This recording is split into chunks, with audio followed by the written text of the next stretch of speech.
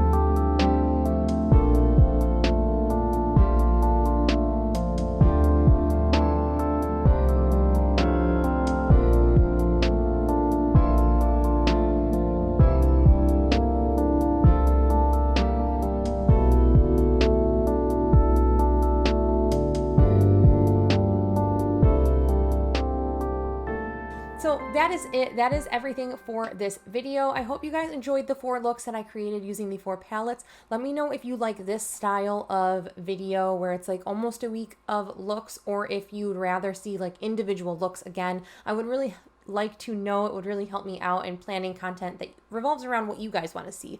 Anyway, that is it for this video. Thank you guys so much for watching, and I hope you guys are staying healthy, sane, and safe, and I will catch you in my next video. Bye!